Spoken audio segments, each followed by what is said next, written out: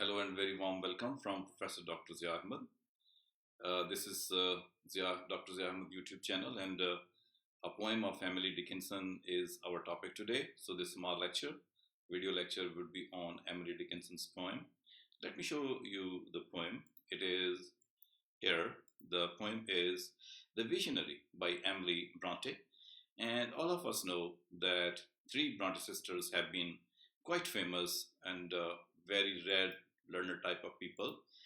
Emily Bronte is also famous for her novel Wuthering Heights, and she has composed large number of poems, and these have always inspired the people to know, to learn more about these poems. So today's poem is going to be Emily Bronte's poem, The Visionary. The topic visionary of this poem suits to the environment which the poet develops with the passage of time. Vision can be taken in the sense of a concept also, a powerful concept which can change the things, or with respect to that, we like to change the things. But here, the visionary is a vision that the poetess is herself having, and it is a kind of creature or a phenomena which possibly we don't know what it's going to be. So it takes us beyond this world, the physical world, and takes us or transcends us into the world which is beyond the physical. And this is also the voice of the heart of the people. And this can also be the voice of the poetess, what she wished and what she wanted to do, or it can be the voice of any person who thinks about his being and thinks about his connection with his nature, thinks about the connection with the word creator, God, for example. So let us see what of these ideas are possibly right. So here is the poem that we are calling Visionary. Uh, the poem is really very interesting and conveys very interesting ideas about the life of Emily. And here you can see the very first stanza that I'm going to let you know. The first stanza we can read here also. Possibly everyone is able to look at the stanza. That is the silent is the house. All are laid asleep. One alone looks out over the snow wreaths deep, watching every cloud, dreading every breeze that whirls the wildering drift and bends the groaning tree. These four lines of the first stanza are really very important because it defines the environment of the poem, the scene or the setting of the poem when this poem is being written. For example, house is silent. It means the timing is that of night, it's not that of the day. And secondly, the impression can also be there that no one is there, but it's not the case because listeners are there. For example, all are laid asleep. People are sleeping. All are laid asleep. People are sleeping. It means the word sleep and the people sleeping there and the silence in the house goes to indicate there's a night time. One alone looks out over the snow wreaths deep.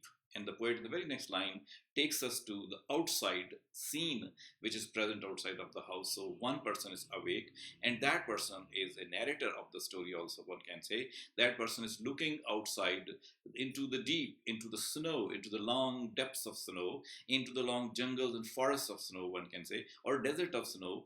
So it is the wintry season also. Along with that, we can say that it is a place where a lot of snow comes. Then watching every cloud, dreading every breeze. The narrator is waiting for someone. That is why it is looking at everything. Like if there are clouds in the sky, she or the narrator is looking at that. And if the breeze is blowing, the chances are that somebody might come through this noise. That whirls the wildering drift everywhere. This breeze is present. This wind is present. It's going on here and there's moving everything and bends the groaning tree. And the trees which are bent because of the pressure of this wind, they are creating screeching noises or groaning noises. So that is the scene which the poet tries to create through this part of the poem, the very first part. The scene is that of the snowy season, that is the wintry season, and everywhere snow is there. In such a situation, one narrator, one person is awake in the house, or everybody are sleeping. That person is looking through the window on the outside scene.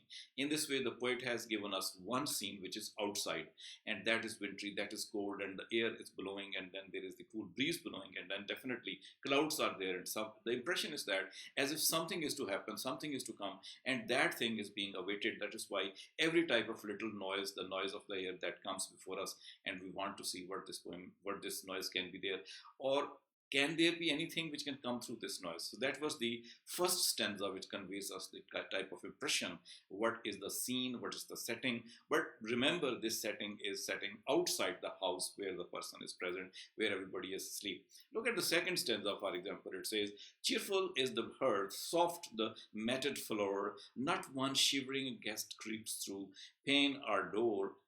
The little lamp burns straight, its rays shoot strong and far. I trim it well to be the wanderer's guiding star. Now, this is very important here. That very next stanza is used by the poet to bring us internal scene, the scene which is inside the house. For example, first of all, hearth is described. Definitely, hearth is a place which is inside the house. That is the kind of burning place, cooking place. Soft, the matted floor. Floor is also very good and soft because mat is also there, and therefore the environment is very comfortable, and it is hot inside because of the burning of the hearth, and there is no gust of air which can come inside through any pane, any door, because everything is closed.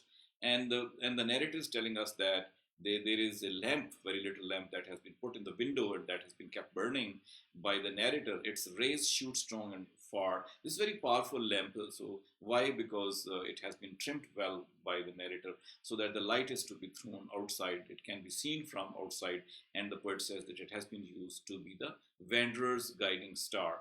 It means now the thing is very much clear that there is something which is going to happen in this poem, and that thing is surely the arrival of someone who is expected and far home.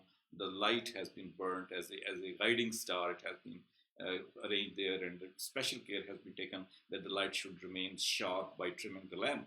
And similarly, the house is very warm at this moment, and there is quite comfortable situation. Everybody is sleeping. That's a type of contrast. Don't you realize that? In the first stanza, then the second stanza. The first stanza gives us all cold of life in the season outside, and the second stanza gives us a complete, warmth of the place or comfortableness of the place. So one can see this contrast. These can be the two sides of our thinking, two sides of our personalities, two sides of our luck. We can also say two sides of our images, visions as well. One can be cold, one can be hot, one can be unhappy, one can be happy. So, but the poem may not be giving this impression. The poem most dominantly gives the impression that somebody is to come from this wilderness, which is very uncomfortable place. That person is coming into this place which is comfortable, and that is why it has been contrasted with the cold outside. Inside, it is shown to be very hot, very comfortable, and the guiding light is there. So definitely the person will come. It is possible for the person to come, and that is what the second stanza is going to say. Let us go for the next part of the poem, and this is going to be, third stanza that we shall be reading. It is here. These three stanzas I have brought them together. First, this third one. From my haughty sire, chide my angry dame, set your slaves to spy, threaten me with shame, but neither sire nor dame nor prying serf shall know what angel nightly tracks that waste of frozen snow. This the third stanza takes us to the other people which are present in this home. For example, there is a sire, an old man, very wise, very powerful person is called sire, and he's haughty as well, I mean proud, and then he can come to chide, to throw some harsh words on this person who is arranging all that. And there is a woman also, she is angry dame, she's also angry. And when they find out that this person is waiting for someone to come there, they can be very harsh, they can be very angry, and they would like to know what is this and who is this coming, and that is why they would like to set their spy in order to find out what this girl is doing. And they would also threaten her that, you young girl waiting for someone, they will say that perhaps shame is there. But the issue is that neither the sire nor the dame would be able to find, nor their slave would be able to find who is coming actually. They will never be able to see what is the type of angel who is coming through frozen waste, who is coming through the snow in order to meet this girl. So here is a philosophical point actually, and that philosophical point is that the girl is waiting not for some ordinary human being. The girl is waiting for something special. It can be angel-like thing. It can be a human being who is just like an angel. And the girl is waiting for that. She says that possibility is that these people may feel very bad on her, arrangement, whatever she has made, and these arrangements may be very doubtful for the people who are there. For example, the man present there, the woman present there. Most probably, it can be the father or mother, or it can be the elderly figures who will be very angry and harsh on her, and they will set somebody else to find out what the girl is doing at the time of night, waking, like giving indications through the lamp, or what is he doing. So it means that these people will take this thing on the worldly level, on the earthly level, on the common human level. But the girl says that's not the case. She's waiting for something special. It can be an angel which is coming towards her. No, this is not necessary that if the word angel has been used, it will be definitely an angel. No, it can be a human personality which can be angel like. It can be really some mysterious personality, mystic personality, or it can be a vision only, which is not the part of this world, which may be the part of this universe. It can be a god, it can be some fairy, it can be anybody else. So it is the construction of the image which is important, that the girl is constructing. That image has the quality not of some earthly human being, 17 but hours. The quality of someone who's really special, who's really carrying certain special thing. And that is why that person is able to come through the kind of place which is harsh, and that person is coming to meet this girl. So that is really important to know here, and that's why third stanza makes us enter into some other word that can be different from the physical words. Let us see what further the next stanza possibly can tell us. The next stanza is the fourth stanza of the poem, which says, "What I love shall come like visitant of air, safe and secret power from lurking human snare. What loves me no word of mine shall ever betray, though for faith understand, for faith unstained my life must forfeit pay." Wow, this fourth stanza says that it is the kind of love which the girl is waiting for, and she says that this love will come to her like a visitant of air. It's not a human body which can come like visitant of air. Or probably this is the wish of the girl, that that person should come as air comes to her. Not physically he should come, but as a kind of non-physical entity he should come. Safe and secret power from lurking human snare. That means it can be caught by any human being, but it will be safe. It will be a secret power. That person would love her. No word of mine shall ever betray. She would also love. No betrayal would be there. Though for faith unstained my life must forfeit away. So that is why when she will be worshipping such a lover, the possibility is that the people of faith around her may come and would like to declare her somebody who's unwanted, who would say that she's done something wrong and she will have to pay for that. But still she is waiting for that person. Now, in this part of the poem, I mean the stanza which is fourth at this moment, that stanza conveys us a very good idea that there is something which is a vision. There is something which the girl loves, and there is something which she wants that should come. But we cannot remain on this single most idea that the lover is going to be an earthly being, because she says that with the arrival of that person, certain things can change. As she also loves him, as she cannot change herself, as she will not be betraying that person. So possibility is that the world would punish her. So that is why this can be the rant of a lover in order to meet the other lover. It can be the desire and wish of a person also, but it has been taken to a very high level, that the mundane love or the worldly love has been heightened to some spiritual type of love. So the element of spirituality is dominated more in this part of the poem as compared to the physical love. Let's go and see what the last stanza has for us. Last stanza is number 5. It says, "Burn the little lamp, glimmer straight and clear, hush, arresting winged stars, methinks the air, he for whom I wait thus ever comes to me, strange power, I trust thy might, trust thou my constancy." Now, the last stanza possibly does not announce the arrival of that person, but air has stirred, some movement has taken place, the sound of the stirring of the air is there, and that is why the lover says that possibly there is the arrival of that very creature which is going to come, and that is why the lamp should continue to burn, the weight should continue to be there, possibility of coming of that person is there. It may be a very strange thing that she's waiting for such a thing, but then she says that look at the kind of constancy which I am delivering to that. So the matter of love is on both parts. The lover, for example, is traveling through harshness of the weather and trying to come to her, to meet her, and she's also constantly keeping the lamp burning. She's constantly waiting for that. So love is present on both the sides. Well, here also in the last part of the poem, the matter of vision is more important as compared to the physical matter. She is not saying that somebody was arrived. She's saying that rustling sound is there, possibly someone has come. And that is why her wait has paid to her, and more she will be waiting, and she will be remaining constantly in love with that. person as well. Okay, so that is the type of poem we have studied today. But then some of the aspects of the poem may be looked at. First of all, there are 5 stanzas, 2 and these 3. And secondly, every stanza has 4 lines. And then there is a rhyme scheme. As for example, if you look at the first stanza, asleep deep, that's a rhyme scheme, AA. Then breeze and trees, that is a different word, but the sound is also available. But still, it can be AA, B, breeze, trees, etc. So it's resembling very much that the 4 lines have a constant kind of rhyme scheme. Same can be the case with the second stanza. If you look at floor, door, and here is again the rhyme scheme. Then again, and far, star, again a different rhyme scheme. So in that way, the ending words of the stanza, first 2 lines rhyme with each other, third and fourth line also rhyme with each other. We can check the same thing also in the remaining stanzas, like dame shame, then no snow, again the first 2 rhyming sounds are there, then the second and third one rhyme with each other. Then is the next stanza, air and snare, betray and pay, clear, air, me, and constancy. So rhyming is there in every stanza. Rhyme scheme has been used, and that students can write like, for example, it begins with first line AA, then BB, and next it could be CC, and then DD, and in the same way proceeding further, one can have more lines with that. So not only these rhyming schemes are there, but also we can see that there is the repetition of the sound as well. For example, first line, silent, sa sound, is sa sound, the house sa sound, all are laid asleep, again sa sound.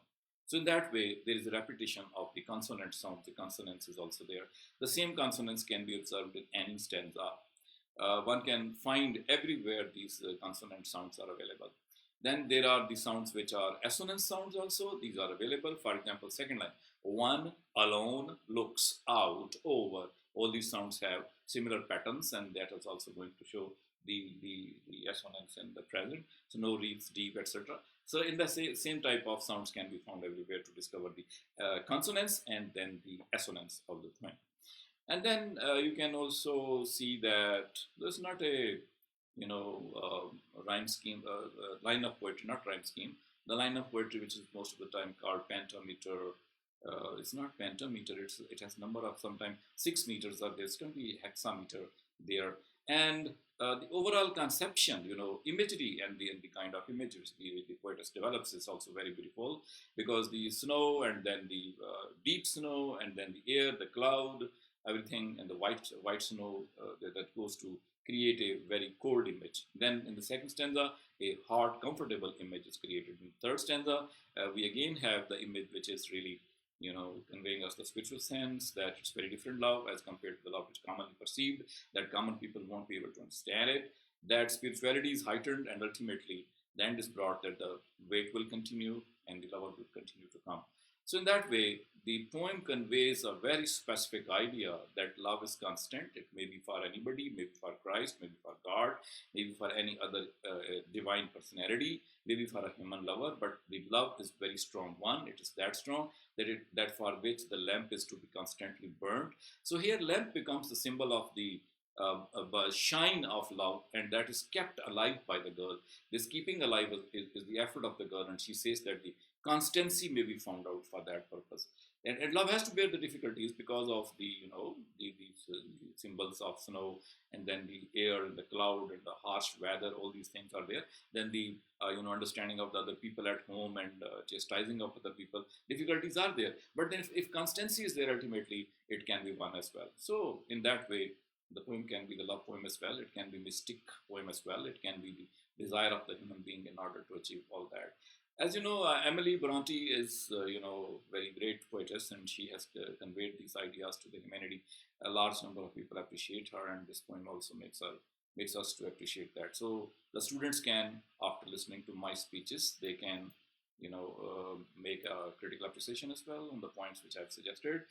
They need to go through the text again and again and discover more things like similes and metaphors, if there are any. Like simile would be using the word like and as. If two nouns are having like or as in between them, this can be simile. Or if there is somebody who's compared with some matter, some word, that would be metaphor. So in that way, similes and metaphors may also be found if they are there. Rhyme scheme may be written, stanza formation, and then the poem formation that may be written, and about some theme of the poem that may be written that I've talked about, and ultimately you can write something about the poetess as well and compare it to some other poem as well. If you have read it in your courses, the good critical appreciation would be prepared. So that was all about this poem, and hope to see you again in some next video. I hope you have liked it. So do not fail to hit the subscribe as well as the like button.